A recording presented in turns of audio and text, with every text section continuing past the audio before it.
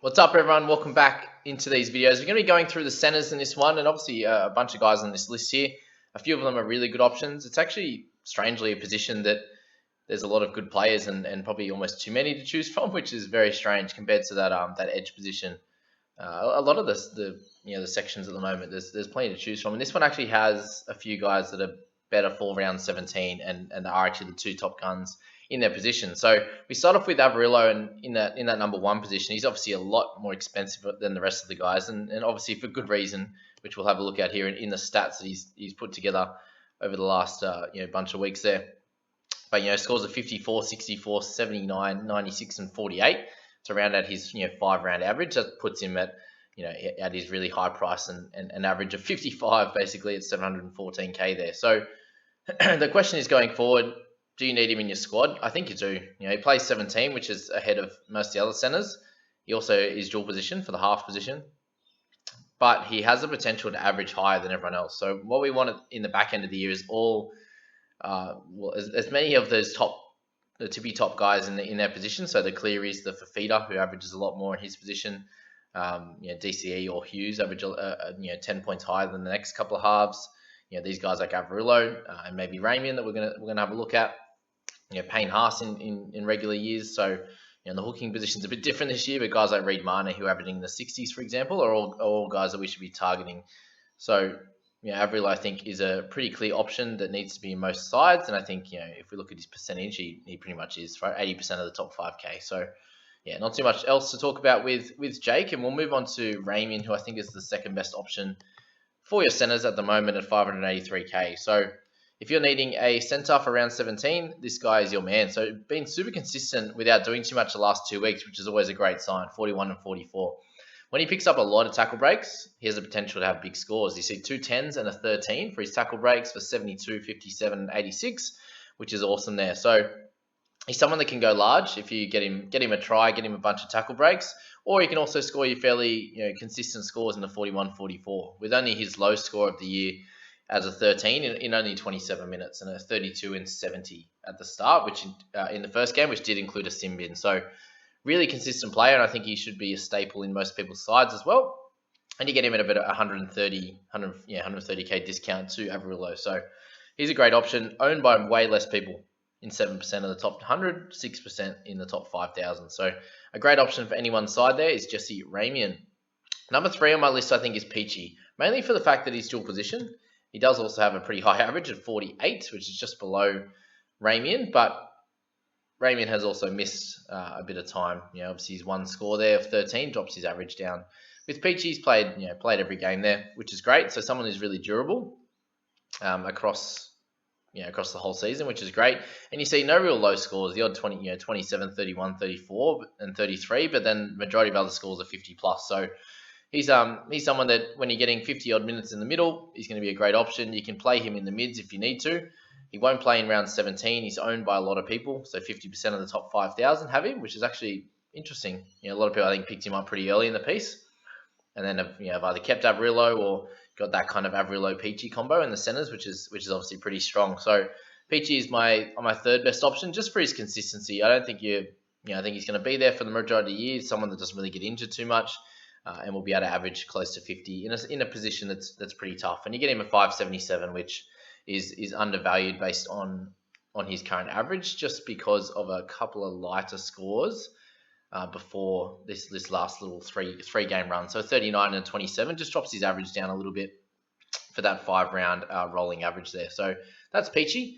We move to our number 4 option is going to be Jack Bird, who also a lot of people have. I think a fair few are running with sort of 3 centers at the moment, with Averillo being able to be played in the halves, and also Peachey in the mid, which you can, even if you just play one of them on the bench, which is ideal as well. But 59% of teams owning Bird, which is so really high numbers for 3 different centers there.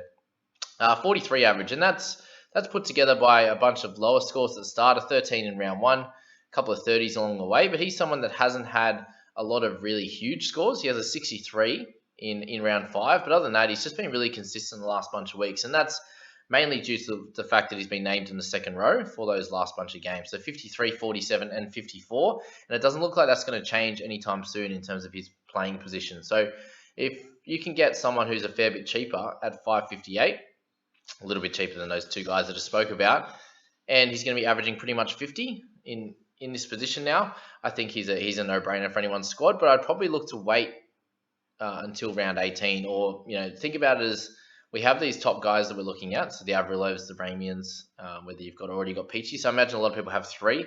If you happen to get some injuries, then I think Bird could be our next best option to pick up in like round 18 or 19 or 20 if there's any injuries. So you can probably roll back to this video and work out if these are going to be good buys or not coming into that period as well, into the back end, because there are going to be injuries, there's going to be suspensions, things are going to happen, right? So just keep these guys in mind for that. I'd select them more in the round 18, 19 kind of level there. Number 5, I think it's Gagai, who has a little bit more potential than some of the other ones, just for some higher scores in a team that's going to be pretty strong, right? And you get him at 537k after a bunch of leaner weeks. He obviously had a big one a few weeks ago. When was that?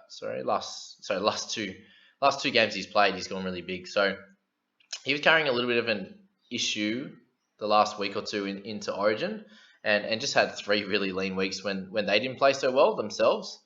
Getting touched up by the Storm and the Panthers, if I'm being correct. So when you're getting smashed, and he played a couple of games on the wing, which stuffed him up a little bit. But having those low games in there really hurt his average, which at the start was really, really high. You can see through those first 8 games, he was absolutely killing it. Had a little lean patch and then 2 big ones. So I think he has more of that boom or bust in him, and really low ownership in the top 5,000 at 3.6%. So again, someone I think you would be better to target in round 18 or 19 if he gets named in 18 as a return after Origin. You get him as a centre or wing cover, which is really cool as well. So keep Gagai in mind for sure if you're looking at adding anyone to your squad in the centres or wing fullback. Number 6 is someone I own in my side, and don't like that he's at number 6, but I think he's just a little bit too expensive for the output that you get.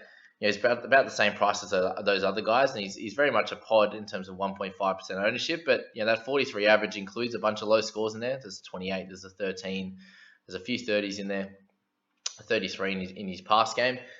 As we've spoken about, he plays a lot better when he gets the number 1 role or the number 6 role. You can see his scores are much higher. Just in a Roosters team that isn't going as strong as previous years, that's the reason for his slight drop in scoring potential. So that's why I think that he's probably down the list more for me. I just don't see the massive upside.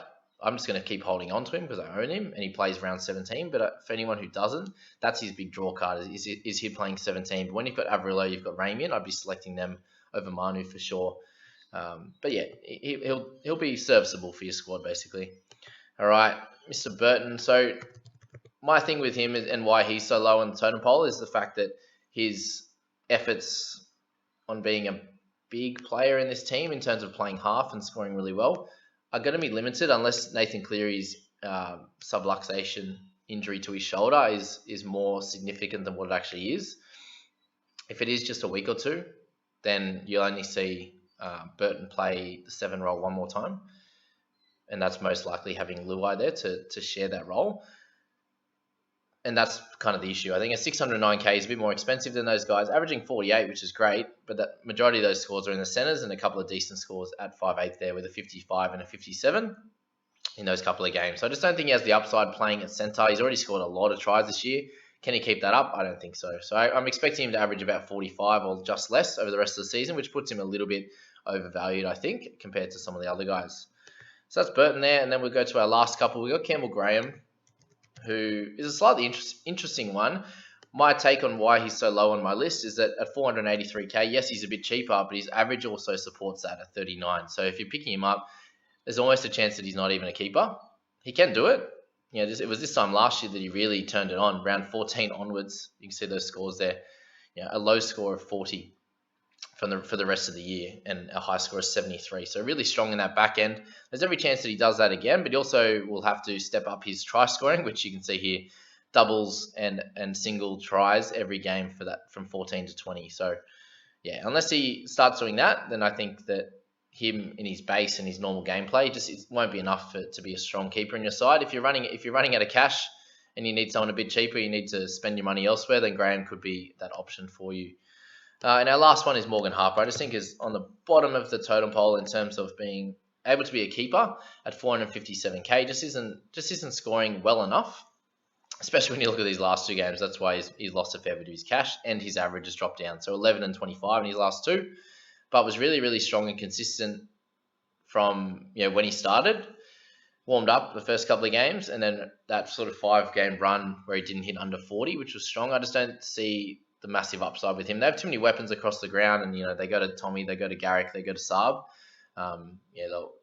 Harper might be a quick pass to Saab, or they cut him out and go to Saab down the right flank. So I just feel like, last but not least, Harper's in there at 457. Again, a slightly cheaper option. I'd probably be going for Graham rather than Harper. That's why I put him ahead.